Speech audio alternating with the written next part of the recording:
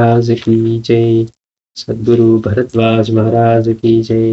మనం అల్లా మలిక్ అనే దాంట్లో మాస్టర్ గారు వివరిస్తూ వస్తున్నట్టు తెలుసుకుంటూ బాబా చెప్పిన 4 సూత్రాలు బాగా యోచించదగినవని గతంలో కొన్ని వారాల క్రితం మనం చెప్పుకోవడం జరిగింది. మాస్టర్ గారు చెప్పింది మొదటిది ఏంటట, కావాలి అనే కోరికలన్నీ విడిచి సర్వగతుడైన దైవం మీద మనసు నిలపండి, గమ్యం చేరుతారు అంటున్నారు.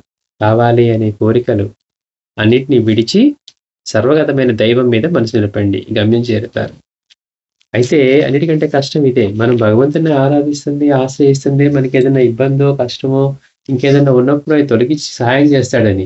అసలు ఇక కావాలనేవి అవన్నీ వదిలేసి అసలు ఆయన మీద మనసు నిలపడం ఎలా సాధ్యం అవుతుంది?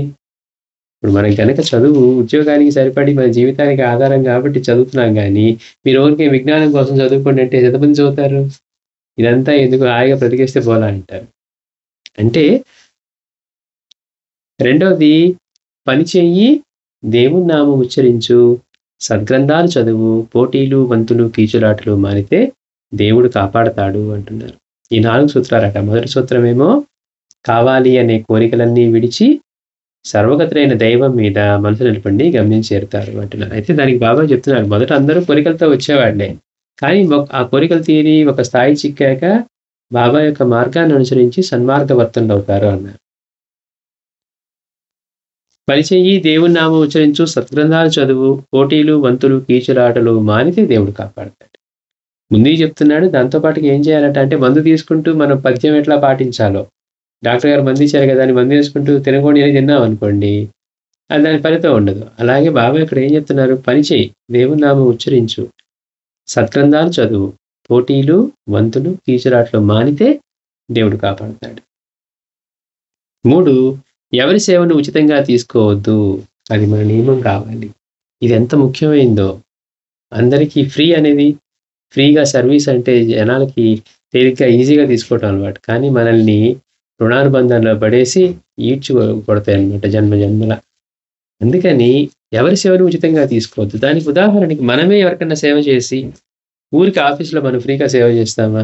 మనకి శాలరీ ఇవ్వడం పర్లేదు రండి చేద్దాం అనుకుంటామా? అంటే మనం చేస్తూ ఉంటే మనం ఆశిస్తున్నాం కదా. మన అలానే ఎవరైనా ఏ పని చేసినా వాళ్ళకి మనకి వదిలేయండి అన్నా కానీ ఏదో ఒకటి ఆశిస్తారు కదా. అందుకని ఎవరి సేవను ఉచితంగా తీసుకోవద్దు, అది మన నియమం కావాలి అంటున్నారు. 4వది, నువ్వేం చేసినా సంపూర్ణంగా క్షుణ్ణంగా చేయి, లేదా చేయడానికి ఒప్పుకో. ఏదైనా పని చేస్తే సంపూర్ణంగా క్షుణ్ణంగా చేయాలట, లేకపోతే చేయడానికి ఒప్పుకో. వాళ్ళు ఇంకోటి చూసుకుంటారు, లేకపోతే ఇంకొక ఏదైనా ఏర్పాటు చేసుకుంటారు, చేస్తానని చెప్పి చేయకపోవటం. చూడండి, అందుకే బాబా పురంధరేని, బాబా ఒక తలుపు బిగించేశాను, రెండోది నేను వాళ్ళకి అప్పగించి వెళ్తానంటే ఆ సంగతి తర్వాత చూద్దాం కానీ మీరు పోయి విశ్రాంతి తీసుకో అన్నారు. రెండో రోజు వస్తే ఆ తలుపు మనం ప్రారంభించిన పనిని మనమే కంప్లీట్ చేయాలి, కానీ మరి వేరే వాడికి చెప్పకూడదని చెప్పి బాబా పురంధరే చేత ఆ 2 తలుపులు బిగించి ఆ షెడ్కి పల్లకి పెడతానికి ఆయనే నేనే పెడతానన్నాడు. బాబా వచ్చి నాకు పల్లకికి ఒక షెడ్ కట్టని అడగల. వీళ్ళ సంకల్పంతో వీళ్ళు ఏమనుకున్నారు, ఆ పల్లకిని బయట పెడితే అవన్నీ దొంగలు ఎత్తుకుపోతున్నారు, అందుకని కడతా అన్నారు. కట్టి మళ్ళీ ఏమన్నాడు, ఒకటి కట్టి నేను వెళ్ళి ఇంకోళ్ళకి అప్పగిస్తాను, అట్లా ఒప్పుకుంటాను, 2 క్షుణ్ణంగా చేయదలుచుకుని 2 సరిగ్గా చేసేవాళ్ళం అన్నారు. అందుకని నువ్వేం చేసినా సంపూర్ణంగా క్షుణ్ణంగా చేయి, లేదా చేయడానికి ఒప్పుకో. ఈ 4 కావాలనే కోరికలన్నీ విడిచి అసలు అడగటమే మానేసి ఆయన మీద దృష్టి పెడితే మనకేం కావాలో ఆయన చూస్తారు. చిన్నప్పుడు మనకి ఏం అడిగామని తల్లిదండ్రులు చూస్తారు, చిన్నపిల్లలు తెలియదు వాళ్ళకి అడగాలని కూడా. ఫర్ ఎగ్జాంపుల్ కానీ చూస్తూ ఉన్నారు కదా. అట్లానే భగవంతుడు చూడకుండా ఎలా ఉంటాడు? అందుకని కావాలి అనే కోరికలన్నీ విడిచి సర్వగతులైన దైవం మీద మనసు నిలపండి, గమ్యం చేరుతారు. పని చెయ్యి, దేవుని నామం ఉచ్చరించు, సద్గ్రంథాలు చదువు, పోటీలు వంతులు కీచులాట్లు మానితే దేవుడు కాపాడతాడు. బాబా నన్ను కాపాడలేదంటే ఇదిగో నేను చెప్పి నీ మానేసావా అని అడుగుతారు. 3, ఎవరి సేవను ఉచితంగా తీసుకోవద్దు. ఇది మన శ్రేయస్కి, రుణానుబంధాల నుంచి బయటపడటానికి, లేకపోతే మళ్ళీ దాన్ని చెల్లించడానికి మళ్ళీ మనం అజ్ఞానంలో ఉన్నాం కనుక మళ్ళీ ఎత్తే జన్మలన్నీ అజ్ఞానంలోనే ఉంటే అవి మల్టిప్లై చేస్తూ ఉంటాయి. నువ్వేం చేసినా సంపూర్ణంగా క్షుణ్ణంగా చెయ్యి, లేదా చేయటానికి ఒప్పుకోకపోయినా పర్వాలేదు. నేను చేయనంటే అని చెప్పిస్తే పర్వాలా, చేస్తానని చెప్పి చేయకపోతే, క్షుణ్ణంగా చేయకపోతే, సంపూర్ణంగా చేయకపోతే అది ఎంతో ఇబ్బంది. అయితే మాస్టర్ అన్నారు, ఈ సూక్తులు చదివినప్పుడు సామాన్యులైన మనకు వాటిని పాటించడం అంటే భయమేస్తుంది. అదేంటండి బాబా దగ్గరికొస్తే కోరికలు కోరొద్దంటున్నారు, లేతే కష్టించి పని చేయమంటున్నారు. అన్నీ ఈజీగా ఇచ్చేస్తే ఏ లంకె బిందో ఏదో ఇచ్చేస్తే, ఇదిగో రూయి గ్రామస్తుడు తీసుకెళ్ళాడని చెప్పి లంకె మీద మనకేస్తే హాయిగా ఉంటుంది గదా! ఆయన సేవ చేసుకుంటూ ఉండొచ్చు గదా! మనకి ఇవన్నీ అనిపిస్తాయి. ఇప్పుడు అన్నీ కష్టం ఉంది. మనకి అవసరంకి అన్నీ లేవు గాబట్టి జాబ్ చేసుకుంటూ లేదంటే బాబా దగ్గర ఉండి సేవ చేస్తా ఉంటాం. అవన్నీ ఇస్తే మనం ఏం చేయం. కానీ లేనప్పుడు ఏమనిపిస్తుంది? అవన్నీ ఉంటే హాయిగా అక్కడే కూర్చొని సేవ చేసుకోవచ్చు అనుకుంటాం. ఇప్పుడు వేరేయి ఉంటాయి. అందుకని ఈ 4 సూత్రాలు మనం గనుక ఇప్పుడు మాస్టర్ గారు చెప్పినట్టుగా వింటే, వాటిని పాటించడం అంటేనే భయమేస్తుంది సామాన్యులకు. ఒక వంక కావాలని దేని గురించి ఎప్పుడు అనుకోకూడదు. దానికోసం ప్రార్థించకూడదు. ఇది కావాలి అని అనుకోకూడదట. మరి ఏం ప్రార్థించకూడదు. మరి ఇంకైతే బాబాతో మనకేం పని అంటున్నారు మాస్టర్. కావాలి అనే కోరికలన్నీ విడిచి చేస్తే గమ్యం చేరుతారంటున్నారు. అసలైంది ఇస్తానంటున్నాడు ఆయన. అది మనం పట్టించుకోవట్లేదు. ఆయన బాబా కావాలనే కోరికలు వద్దంటున్నారు అంటున్నామే గానీ, ఇవన్నీ విడిచి మనస్సు గనక అనేది నిలిపితే గమ్యం చేరుస్తా అంటారు. నా స్థితే నీకిస్తానంటున్నారు. మనం దానికంటే గూడా మిగిలినవి మనకేవైతే ఉన్నాయో అవి అడుగుతూ ఉన్నాం. అందుకని అమ్మో! అడగపోతే ఎట్లా? బాబా సహాయం చేయకపోతే ఎట్లా అని మనకనిపిస్తుంది. అందుకని మాస్టర్ గారు అంటున్నారు, దేని గురించి కావాలని అనుకోకూడదట, ఎప్పుడు అనుకోకూడదట, దానికోసం ప్రార్థించకూడదట, మొక్కుకోకూడదు. కానీ పని మాత్రం చేయాలి. వేరొక సుఖ తలంపే ఉండకూడదు. పోనీ సాటివారి మంచితనాన్ని అనుభవించి సుఖపడదామంటే వారి సేవను ఉచితంగా తీసుకోవద్దంటున్నారు. అంటే అన్నిటికి పెడుతున్నారు మాస్టర్ గారంటే అట్లాంటి, ఇట్లాంటి ఇది మనకెందుకు అన్నట్టుగా. అందుకని పోనీ సాటివారి మంచితనాన్నైనా అనుభవించి సుఖపడదామా అంటే వారి సేవను ఉచితంగా తీసుకోకూడదట. మనకు కోరిక లేదు కదా! అప్పుడు మన కృషి సఫలమవుతేనేమి, విఫలమైతేనేమి? మనం ఏదన్నా ఇది అక్కడికి వెళ్ళాలి అనుకుంటేనే గదా మనకది కావాలి అనిపిస్తుంది. అసలు నేను వద్దే అనుకుంటే ఇంక దానికి సఫలం, విఫలం అనేది ఏముంది? మరి కోరికే లేకపోతే మనకు కోరిక లేదు గదా! అప్పుడు మన కృషి ఇప్పుడు నేను ఏదన్నా సాధించి ముందుకు వెళ్ళాలనుకోండి పరీక్షలు రాస్తుంటే పరీక్షలు పాస్ అవ్వాలనుకుంటాను. ఎందుకని నెక్స్ట్ స్టెప్‌కి వెళ్ళాలంటే. అసలు నాకు అక్కడికి వెళ్ళాలనే లేదు. పరీక్ష రాస్తాను. పాస్ అయితే ఏంటి? ఫెయిల్ అయితే ఏంటి? అన్నట్టుగా ఉంటుంది. అంటే మనకు కోరికే లేనప్పుడు మనం చేసే కృషి సఫలమైతేనేమి, లేక విఫలమైతేనేమి, పని సంపూర్ణంగా, క్షుణ్ణంగా చేయకుంటేనేమి? అంటే జీవితం అంటే ఎట్టి సంతోషం లేకుండా బానిసలా పనిచేయడమేనా? ఈ 4 చోట్ల చెప్తే ఏమనిపిస్తుంది? అంటే మనల్ని ఇవేమి కోరికలు కోరకుండా, ఏమీ లేకుండా, ఎవరి సేవను ఉచితంగా తీసుకోకుండా కష్టపడి పని చేయాలంట, మళ్ళీ చేసేది క్షుణ్ణంగా చేయాలంట. ఇవన్నీ చెప్తూ ఉంటే మనల్నేంటి బంధించేస్తున్నారా? మనకేమి మంచిగా కోరికలతోటి లేకపోతే సుఖంగా బతకడానికి లేకుండా ఉందా? ఎట్టి సంతోషం లేకుండా బానిసలాగా పనిచేయడమేనా అనిపిస్తుంది. సామాన్యులకి ఎవరికైనా అదే అనిపిస్తుంది. మనందరికీ గూడా. దానికి తోడు జీవితంలో మమకారాన్ని విడిచి బిడ్డల పట్ల సైతం మేఘాలు, సూర్యుడు, వాయువు, నీరు వలె నిర్లిప్తులై తన ధర్మాన్ని నెరవేర్చుకుంటూ పోవాలట. బాబా దుఃఖం, దుఃఖం అంటున్నాడు. ఏం చెప్పాడు? ఆయన మార్గం చెప్పాడు. ఒరేయ్ ఇట్లా చేసుకుంటే పోతే నీకు దుఃఖం ఎక్కడిది? అవి ఎలా తమ పని తాము చేసుకుంటూ, వాటి ఫలితంతో సంబంధం లేకుండా సంతోషపడటం గాని, దుఃఖపడటం లేకుండా గాని చేస్తూ ఉన్నాయో, అలా చేస్తే నీకు దుఃఖం ఎక్కడిది అన్నారు. అంటే ఇవన్నీ ఇలా ఉండాలట. పైగానేమో మన బిడ్డల పట్ల సైతం మేఘాలు, సూర్యుడు, వాయువు, నీరు వలె నిర్లిప్తుడై తన ధర్మాన్ని నెరవేర్చుకుంటూ పోవాలట. అంటే అలా జీవితంలో ఏమీ కావాల్సినది లేకుండా ఉండాలంటే ఇక బాబాతో పనేంటి అంటున్నారు మరి. అందరికీ ఇలానే అనిపిస్తుంది. అమ్మో! ఇన్ని రూల్స్ ఆ బాబా దగ్గరికొస్తే ఇట్లా ఇవన్నీ పాటించాలా? మేమేదో ఊరికే పూజ చేసేసి బాబాని పూజించామనుకుంటున్నాం. బాబా ఇన్ని పెట్టారా అనిపిస్తుంది ఇప్పుడు. మనం ఇవేం పాటించట్లేదు కదా! మనకి పాటించడం తెలుస్తుంది. అదే గనక మనం ఇప్పుడు ఊరికే కాలేజ్‌లో చేరడం అంటే సరదాగా యూనివర్సిటీలో పెద్ద గొప్ప యూనివర్సిటీ అని చేరామనుకోండి. చేరే రోజు వరకు బానే ఉంటుంది. చేరిన తర్వాతే గదా! మనం చదివి దానిలో అక్కడ అన్నీ చేసుకొని బయటికి రావాలి. లేకపోతే అక్కడే ఉంటాం. అంటే ఈ విషయం అంతకుముందే కొంత చర్చించాము. మాస్టర్ గారు అంటున్నారు. ఏది నిజం? మతం ఎందుకు? తర్వాత మనకేం కావాలి? ఆనందము అన్న అధ్యాయంలోను మరికొంత సాయినాథ పూజలోని ముందు మాటలోని చర్చించాం. అంటే అసలు మనకేం కావాలి అనే విషయం మనకి నిజంగా గుర్తుంటే, ఏం కావాలి మనందరికీ? అంతులేని ఆనందం కావాలి. భయం అనేది లేకుండా, దుఃఖ స్పర్శ లేని జీవితం అందరూ దానికోసమే ప్రాకులాడేది.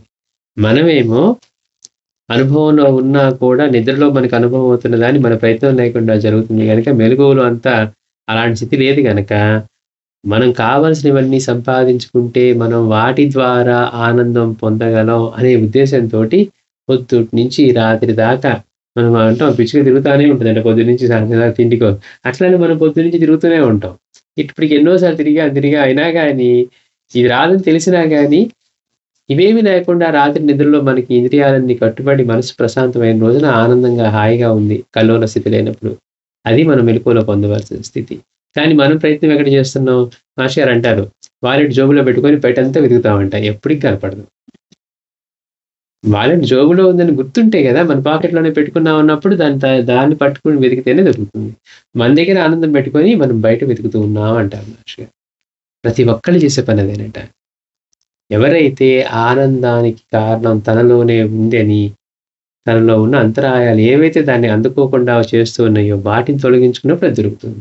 మనం మన జోబులో పెట్టుకొని పర్సు చక్కగా ఎంతసేపు బయటన్నా వెతకండి. దొరకనే దొరకదు. ఆనందం కూడా మనలో ఉంది. మనం బయట నుంచి వచ్చే వస్తువుల్లో ఉందేమోనని అదొస్తే వస్తుందేమో, ఇదొస్తే వస్తుందేమో, అంటే ప్రాపంచిక విషయాల్లో మెటీరియలిస్టిక్ పొసెషన్స్ తోటి వస్తుందేమోనని మనం చేస్తూ ఉన్నాం. ఏదైనా గానీ అంతకుముందు చెప్పుకున్నట్టుగా అవన్నీ గూడా కొద్దిపాటి ఆనందాన్ని ఆ రోజు వరకే ఇస్తాయి. తర్వాత రోజు నుంచి మళ్ళీ కొత్త కోరిక, కొత్త కష్టం. ఏదైనా అంతే. మంచి కారు కొనుక్కున్నాం, గీత పడింది. అయ్యో! ఎవరో గీత గీసి ఎళ్లారు పిల్లలు అయిపోయింది. నిన్నటి వరకు ఉన్న సంతోషం అమ్మో! ఇప్పుడు దానికి ఇట్లా అయింది. లేకపోతే ఎవరో డెంట్ పెట్టారు. ఎవడో పార్కింగ్‌లో తీస్తూ కొట్టాడు ఫర్ ఎగ్జాంపుల్. చిన్నదానికి కూడా మనం ఇంకేంటి విలువలాడిపోతాం. అంటే ఇప్పుడు ఆనందాన్ని తెచ్చిందా? మనకి దుఃఖాన్ని ఇచ్చిందా? అదే రోజు పాతకాలం రోజు ఏమైంది? దానికి గీత పడ్డా పట్టించుకోలేదు. దానికి చోట పడ్డా పట్టించుకోలేదు. అంటే ఎందుకు ఆ మాట అంటున్నాం? మనం వాటిని దాటి రానప్పుడు బయట నుంచి సంతోషం వస్తాయనుకుంటే అది వచ్చిన ఒక్క క్షణమే సంతోషం ఉంటుంది. అది అయిపోగానే మళ్ళీ ఏదో ఒక విధంగా మనకి ఇన్ని రకాలుగా కారణమవుతుంది. అది గనక సంతోషం. కానీ మనమంతా గూడా బయటే వెతుకుతున్నాం. అంటే ఎందుకు ఈ మాట చెప్పుకుంటున్నామంటే, మరి ఇలాంటివన్నీ అడగకుండా జీవించడం అంటే యాంత్రికంగా జీవించడమా? బానిసలాగా జీవించడమా? కోరికలే లేకుండా జీవించడమా? అంటే అసలు మన మనిషికి, ప్రతి జీవికి దేనికోసం తపన పడుతూ ఉన్నాడంటే ఆనందం. అది తనలో ఉన్న ఆనందం. భయం అనే భీతి లేకుండా, మృత్యు భీతి లేకుండా, దుఃఖ స్పర్శ లేకుండా ఉండే స్థితి కోసం తపన పడుతూ ఉన్నాడు. ఎవరైనా అదే కదా కోరుకునేది. ఆరోగ్యంగా ఉండాలండి. హ్యాపీగా ఉండాలండి. మనం అడిగేది ఇవే గదా! భయం లేకుండా ఉండాలి. కానీ వీటి గురించి చెప్తే అదేంటి మళ్ళీ యాంత్రికంగా జీవించడం ఏంటి అంటారు. గమ్మత్తది. అందుకని మాస్టర్ గారు అంటున్నారు, ఈ విషయాలు మనం అంతకుముందు ఇందులో చర్చించాము. పూజలోని సాయినాథ పూజలో కూడా చర్చించాము. మానవ స్థాయిలో మాత్రమే ఇట్టి మత సంబంధమైన ఆధ్యాత్మిక జీవనం ఎందుకు అవసరమైందో, ఎందుకు అత్యవసరమైందో, క్రమ పరిమాణంలో జంతు స్థాయిలో ఎందుకు ఆవశ్యం కాలేదో కూడా వివరించాను. ఇక్కడ చిన్న సూత్రం గమనించాలి. ఏంటి అన్ని జీవుల్లోని మనిషికి మాత్రమే ఇది ఎందుకు అవసరం అవుతోంది? ఈ ఆధ్యాత్మిక జీవితం ఏ జంతువుకి లేదు గదా! అవి కూడా మరి ప్రాణులే గదా! మరి వాటికి లేదే అంటే మాస్టర్ గారు చెప్తున్నారు. జీవితంలో చదువుకోవడం, వృత్తి కొనసాగించడం, సాంసారిక జీవిత బాధ్యతలు నిర్వహించడం, బిడ్డలను సాకడం ఇవన్నీ సంతోషంతో మనిషి కొనసాగించడు. ఇవన్నీ మనం చెప్పుకున్నాం. కానీ మళ్ళీ మధ్యలో బ్రేక్ వచ్చింది గనక ఒకసారి మళ్ళీ మనం మాస్టర్ గారు చెప్పినవి గుర్తు తెచ్చుకుంటున్నాం. నిజంగా ఆలోచిస్తే మనలో ఎవ్వరూ గూడా జీవితంలో చదువుకోవడమైనా, వృత్తి కొనసాగించడమైనా, సాంసారిక జీవిత బాధ్యతలను నిర్వహించడమైనా, బిడ్డలను సాకటమైనా ఇవన్నీ సంతోషంతో మనిషి కొనసాగించడు. మరి ఇది ఎందుకు చేస్తాడు అంటే గత్యంతరం లేక చేస్తాడట. అవకాశం ఉండి శ్రీమంతుడైతే అలా నిరంతరం శ్రమించకుండా జీవించవచ్చన్న భావనతో సాధ్యమైనంత త్వరలో శ్రీమంతుడవ్వాలని పడరాని పాటలు పడతాడు. ఇప్పుడు మనం శ్రీమంతులం కాకపోవటం, లేకపోతే అనుకున్నంత కాకపోవటం వల్లే కదా ఇవన్నీ ఉంటే మనం ఏం చేసాం, పని మనుషులు పెట్టేసుకొని పిల్లల్ని వాళ్ళే చూసుకోమంటే ఏదో హాయిగా వెళ్ళి హాయ్ బాయ్ చెప్పేసి పిల్లలతో కొంచెం గడిపేసి వచ్చేద్దాం. పనులన్నీ వాళ్ళే చేస్తారనుకుంటాం. లేదు మిగిలినవి కావాల్సినవి పిల్లలదే కాకుండా ఇంకేమైనా వస్తువైనా మనం కొనుక్కోవాలన్నా, స్వేచ్ఛ కావాలన్నా, మనకి ఫైనాన్షియల్ పవర్ కావాలన్నా, అదే కనుక మనం శ్రీమంతులం అయ్యి ఉంటే అసలు ఇవాళ పెట్టే ఖర్చు లెక్క లేకుండా చేయాలి అంటే ఎక్కువ ఉండుంటే చేస్తామని చెప్పి ఆ ఎక్కువ సంపాదించడం కోసం అంటున్నారు మాస్టర్ గారు. మనిషి పడరాని పాటలు పడతాడట. ఎందుకు? సాధ్యమైనంత త్వరలో శ్రీమంతుడు అవ్వాలన్న తపనతోటి. అంటే ఇట్టి కృషి శ్రమ అనిపిస్తుంది. పరాధీనత అనిపిస్తుంది. అంటే ఎవరు కూడా ఏ పని ఇష్టపూర్వకంగా చేయట్లా, గత్యంతరం లేక చేస్తూ ఉన్నారు. బ్రతకడం కోసం ఏమో తినవలసి రావడం, తినడానికి శ్రమించడమో లేక చదువుకోవడమో అవసరం అవడం. మరి చదువుకోవడం ఎందుకంటే మరి మంచిగా ఉండాలి, జాబ్ చేయాలంటే చదువుకోవాలి. అంతేగాని నేను ఇది ఎలా తిరుగుతుంది, ఎలా జరుగుతుందని తెలుసుకోవాలని ఎవరికుంది? అంత సమయానికి అప్పటికి ఆకలి తీరటానికి అన్న వస్తే హాయిగా ప్రశాంతంగా 4 కబుర్లు చెప్పడానికి మనుషులుంటే, ఇవాళ చదువుకొని నేను విజ్ఞానం కోసం అసలు ఎలా సృష్టి చేశాడో భగవంతుడు తెలుసుకోవాలని ఎవరనుకుంటూ ఉన్నారు? మనందరికీ సహజంగా ఈ గ్రహాలన్నీ ఎలా తిరుగుతున్నాయి, ఎవరు ఆపుతున్నారు? మనలో ఎలా జరుగుతుంది ఈ క్రియ? మనలో నేను అంటే ఏంటి? నాకు తెలుస్తుంది. ఆ తెలియటం అంటే ఏంటి? అర్థమవుతుందంటే ఎవరికి అర్థమవుతోంది? అర్థం కావట్లేదంటే ఎవరికి అర్థం కావట్లేదు? నాకు ఆకలని ఎలా తెలుస్తుంది నాకు? ఇవన్నీ ఎలా జరుగుతుంది క్రియ అని మనం ఎప్పుడు అనుకోలేదు కదా! నిజంగా లేదంటే నేను చదువుకోవడమే నాకు ఆసక్తి అంటే ముందు మనలో జరిగే మా క్రియల గురించి ఒక్కటి కూడా ఏ రోజు మనం ఆలోచించలే. అన్నీ బయటకే చూస్తూ ఉన్నాం. అంటే నాకు దాని మీద ఆసక్తి ఇలాంటివన్నీ కూడా ఎందుకంటే ముందుకు వెళ్ళాలి అనే గాని ఆనందం కోసమో లేకపోతే ఇట్లా గత్యంతరం లేక బ్రతకడానికి ఏమో తినడం అవసరం అవుతుంది. తినాలంటేనేమో మనకి ఉద్యోగం చేసి సంపాదించుకునే అవసరం. అవి చేయాలంటేనేమో ఉద్యోగానికి చదువు అవసరం. దానికి అవసరం కాబట్టి చదువుతాం. అంటే ఏదైనా కానీ పరాధీనతతోనే కానీ మన స్వేచ్ఛతో కాదు అంటున్నారు మహర్షి గారు. పైగా దానికోసం చేసే కృషి అంతా కూడా శ్రమ అనిపిస్తుంది.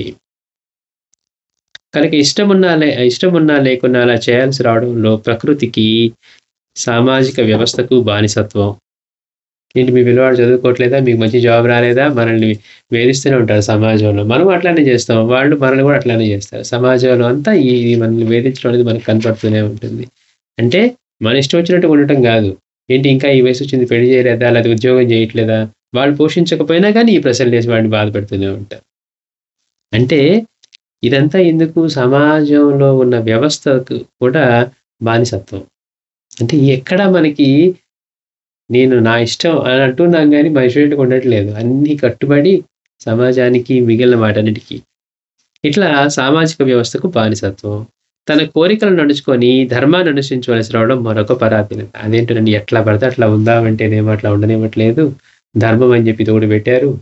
ధర్మాన్ని అనుష్ఠించాల్సి వస్తుంది. మనసేమో అటు కోరుకుంటుంది. ఇక్కడేమో కట్టుబడి పెట్టారు.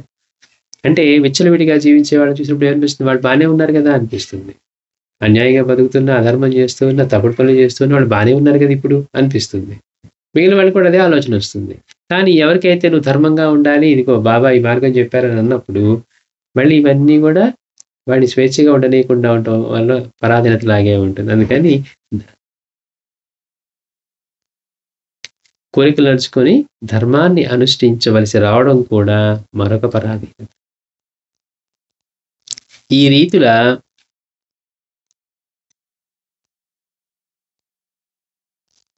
అధర్మంగా జీవించవలసి రావటం, అట్టి పరాధీనత నుండి త్వరగా తప్పుకోవడానికి ఆవశ్యకమని తోచి అలా నడుచుకోవడం మరో పరాధీనత. ఈ రీతిలో సంపూర్ణమైన స్వేచ్ఛ కోసం, సుఖం కోసం పాటుపడవలసి రావటమే పరాధీనత. అసలు మనం అనుకున్నదేమి ఇదంతా స్వేచ్ఛగా చేస్తూ ఉన్నాం అనుకుంటున్నాం. కానీ ఏది చూసినా కానీ స్వేచ్ఛగా లేనే లేదు. మనదంతా కూడా పరాధీనతతోనే ఉంది అంటున్నారు మహర్షి గారు. ఈ రీతిలో సంపూర్ణమైన స్వేచ్ఛ కోసం, సుఖం కోసం పాటుపడవలసి రావడమే పరాధీనత. జీవితంలో ఒంటరితనాన్ని తప్పుకోవడం కోసం ప్రాకృతికమైన కామాన్ని నెరవేర్చుకోవలసి రావడం ఇంకొక పరాధీనత. అలా మరొక వ్యక్తి యొక్క తోడు పొందాలంటే వారు మనము కూడా ఒకరి ఇష్టాలతో మరొకరి ఇష్టాలను సర్దుకొని సామరస్యం చెందడంలో కొంత స్వేచ్ఛను వీడి పరాధీనత చెందాలి. లేకపోతే ఏమవుతుంది? రిలేషన్ బ్రేక్ అయిపోతుంది. ఎంత వీళ్ళు పెళ్లి చేసుకున్నా కానీ ఎప్పుడైతే కాంప్రమైజ్ అయ్యి అడ్జస్ట్మెంట్ లేదో మళ్ళీ ఇది కూడా పోతుంది. అంటే మళ్ళీ అక్కడ కూడా ఒక మనిషితో కలిసి జీవించడంలో కూడా మళ్ళీ మనం అనుకున్నవి మన ఇష్టాలతో లేకుండా మళ్ళీ కాంప్రమైజ్ అయ్యి ఇద్దరు, ఒకళ్ళే కాదు ఇద్దరు అలా జీవించడం కూడా కొంత పరాధీనతే. ఎక్కడుంది స్వేచ్ఛ? మనం ఎన్ని మాటలు చెప్పుకున్నా కానీ మాస్టర్ గారు ఒక్కొక్కటి చెప్తుంటే మనం పుట్టినప్పటి నుంచి ఇప్పుడు దాకా చేసే పనుల్లో ఎక్కడా స్వేచ్ఛ కనపడట్లేదు. అందుకని అంటే అది కొంత పరాధీనతే. బిడ్డలను పెంచడంలో స్వేచ్ఛను, సుఖాన్ని విడిచి శ్రమించాలి. అదొక పరాధీనత. సమాజంలో సాటివారి మన్న పొందాలంటే సాంఘికమైన సాంస్కృతిక భావాలకు కట్టుబడాలి. మనం ఎట్లా పడితే అట్లా జీవిస్తే సమాజంలో ఎవరు మనల్ని అప్రిషియేట్ చేయరు. పోనీ పక్కన వాళ్ళ ఇది పొందాలంటే మళ్ళీ దానికోసం ఆ కట్టుబాట్లని సాంఘికమైన, సాంస్కృతికమైన భావాలకు కట్టుబడాలి. ఉదాహరణకు ఒక అంతస్తు, హోదాలు అనుభవించాలంటే ఇంట్లో సోఫాలు, టీవీ, ఫ్రిడ్జ్, రేడియో, పుచ్చుకుక్క ఇలా కొన్ని ఉండాలి. అంటే ఇవన్నీ స్టేటస్ సింబల్స్ లాగా. మా ఇంట్లో ఉన్నాయి, మీ ఇంట్లో ఉన్నాయా? అంటే వీళ్ళొక స్టేటస్ అని అనిపించాలంటే. ఇక ఈ దృష్టి కలిగాక అట్టి అవసరాలకు అంతుండదు. అది భార్యాబిడ్డలకు సంక్రమించి అట్టి ఆడంబరాల కోసం అతన్ని పీడించేస్తారు. జీవితంలో ఎన్ని వాస్తవమైన అవసరాలను అతనెంతో శ్రద్ధతో సమకూరుస్తున్నా ఇటు కృత్రిమమైన అవసరాలు తీర్చకపోతే వారిలో వ్యతిరేక భావం, నిత్యము ఇంట్లో వాదోపవాదాలు చెలరేగుతాయి. ఇదే పరాధీనత. అలవాటు చేసి మళ్ళీ రోజు కొట్టుకోవడం ఇదంతా కూడా జీవించడం ఇలా పరాధీనతే. ఇలా ఇంకెన్నో రకాల పరాధీనలతో శ్రీమంతుడినైనా కోతిని ఆడించినట్లు ఆడిస్తాయి. వాడికి ఏమండి వాడు డబ్బులే కాబట్టి ఏం చేస్తాడు మనం అనుకుంటాం. వాడి స్థాయిలో వాడిని కూడా కోతిని ఆడించినట్లే ఆడిస్తాయట.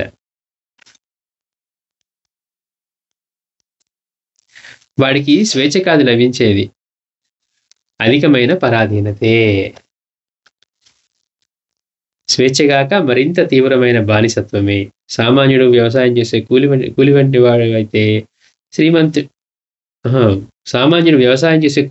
అయితే శ్రీమంతుడు బిళ్ళ జవాన్ వంటి వాడు అన్నమాట. గారు పోలిక చెప్తున్నారు. మొదటివాడు కొద్ది రకాల పరాధీనతకు ప్రముఖంగా ప్రకృతికి మాత్రమే. కూలి పని చేసుకునే రైతు కానీ లేకపోతే వీళ్ళు కానీ ఉన్నారనుకోండి, వాళ్ళు కేవలం ప్రకృతి మీదే దానికే పరాధీనతతో ఉంటారు. తలొగ్గితే రెండో వాడు మరెన్నో రకాల పరాధీనతకు బానిస అవుతాడు. మొదటివాడు కొంతైనా సొంత నిర్ణయంతో పనిచేసే స్వేచ్ఛాజీవి. తనకున్నది చాలన్నప్పుడు పని మాని విశ్రమించవచ్చు. రెండోవాడు అలా కాదు. ఒక వంక తనకున్న ధనమంతా పోతే ఏమి చేయాలన్న భయం పిశాచం అతని హృదయాన్ని పట్టి పీడిస్తుంది. చూడండి, మనకైనా ఇప్పుడు ఇంత ఉన్నా కానీ అమ్మో ఇదంతా రేపు ఎలా ఉంటుందో అనే భయమే కదా మనల్ని చేస్తుంది. అది లేనివాడు ఎలా ఉన్నాడు, ఆ రోజు సరిపోయిందా రేపు చూసుకుందాం అనుకుంటాడు. అందుకని వాడికి చేయడానికి అవకాశం లేదు. మనం ఏమనుకుంటున్నాం, మనకి ఏదో అవకాశం ఉంది కాబట్టి మనం ఇంకా ఇప్పుడే సెక్యూర్ చేసుకోవాలి. మన ఆలోచన అంతా సెక్యూర్ చేసుకోవాలనే ఉంటుంది. అందుకని వాళ్ళు ఉన్నంత స్వేచ్ఛగా ఇప్పుడు మనం అందుకే అంటున్నారు, ఒకరోజు సెలవు పెట్టాలంటే కూడా గిలగిల కొట్టుకుంటాం. అదే చెప్తున్నారు మాస్టర్ గారు. వాడికి వాళ్ళు ఎలా పనికి అనుకుంటే హాయిగా ఎక్కి మంచం ఎక్కి పడుకుంటాడు, వాడికి బుద్ధి తేలుతాడు, లేకపోతే లేదు. మనకి అలా కాదు. అంటే ఇన్ని రకాల పరాధీనతలు ఉన్నాయి అంటున్నారు మాస్టర్ గారు. నేను మళ్ళీ వచ్చేవారని చెప్పుకున్నాను. శ్రీ సచ్చిదానంద సద్గురు సాయినాథ్ మహారాజ్ కీ జై.